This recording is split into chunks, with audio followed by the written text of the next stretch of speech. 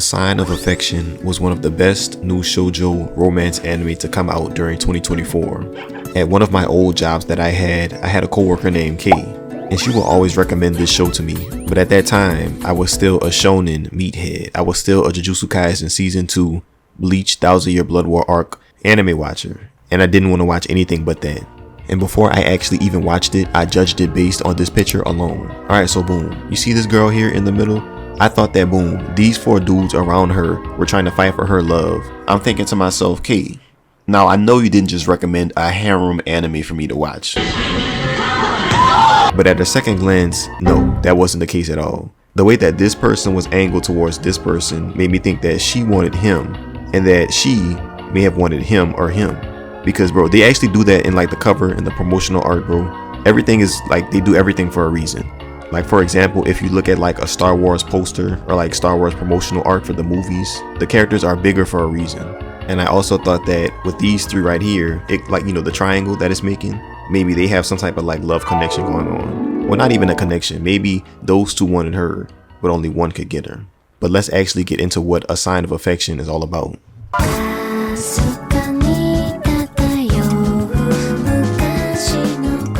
Freshman college student Yuki Itose's world is altered forever when Itsuomi Nagi enters her domain, and the 2 become closer than ever before as friends and potential lovers.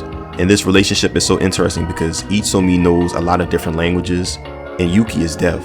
But Itsuomi doesn't know sign language, but he learns it because of Yuki. Very, very touching and very heartwarming. Off rip, bro, I need to say this, drop the fucking balloons, bro, pop the champagne, get the strippers, bro. They're finally not just in high school, bro.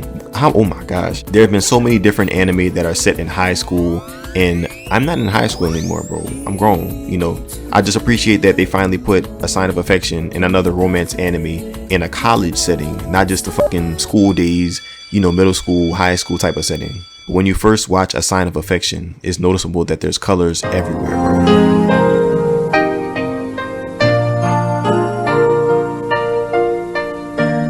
There's a very nice pinkish hue that envelops so many different things in the show. It almost feels airy and fluffy, almost like you're watching A Sign of Affection through a cotton candy filter with the low transparency on.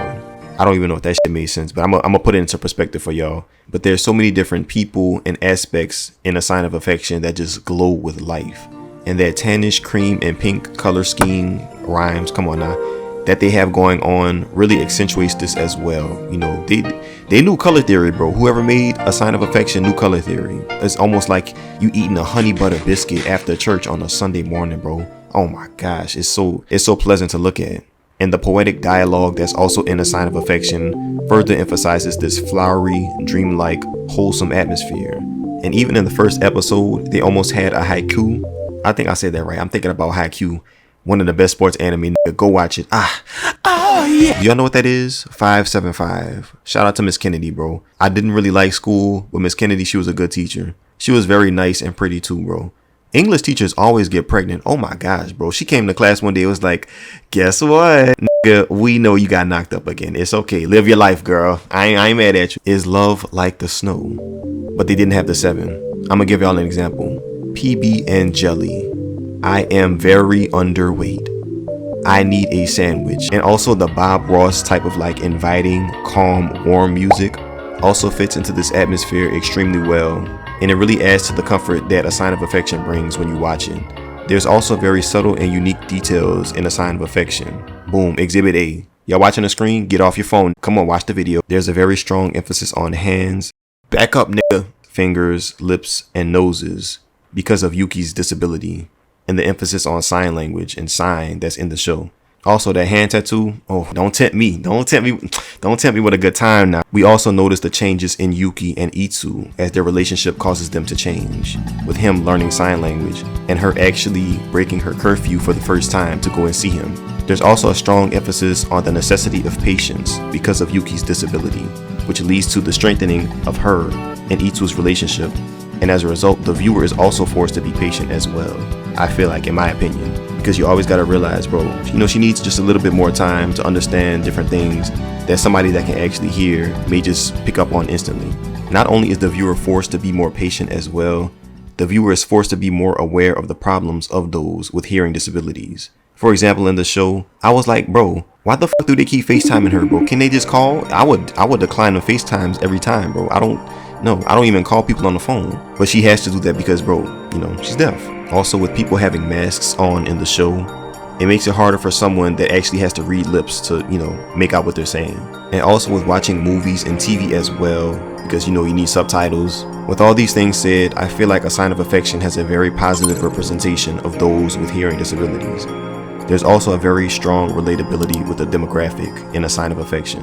Like I said before, they're in college, bro. You know what I'm saying? They might party, drink, go out, and attend a hootenanny, attend a rally, sorority, fraternity, whatever the fuck, And with talking and meeting new people, they understand that there's going to be anxiety from texting, overthinking, and if you're talking to somebody, there may be misunderstandings. For example, Oshi, another character in the show, was FaceTiming Yuki, and Itsu saw this. And if Itsu and Yuki are going to be in a relationship, and Itsu sees that Oshi, one of Yuki's potential friends and boyfriend, what if he thought that she was cheating on her? And the same thing happened with Itsu, because Yuki saw that Emma, another character that liked Itsu, gave him a key. So was she staying at his place?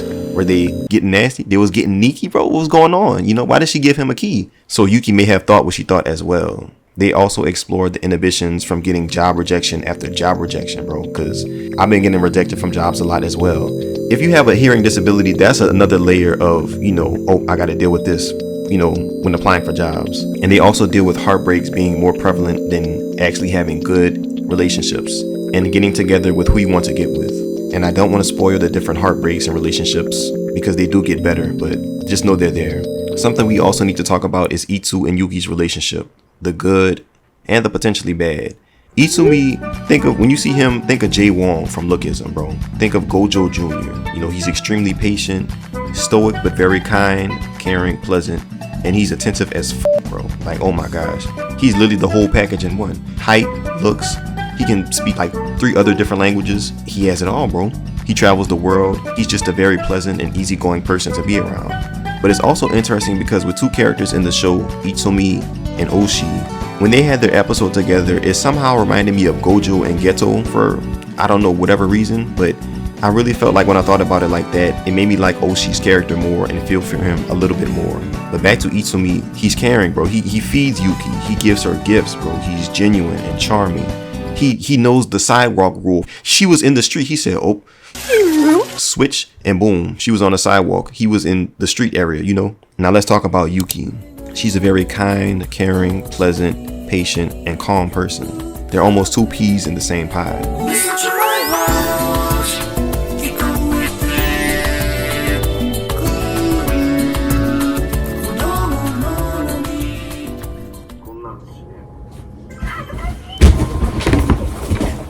That's me.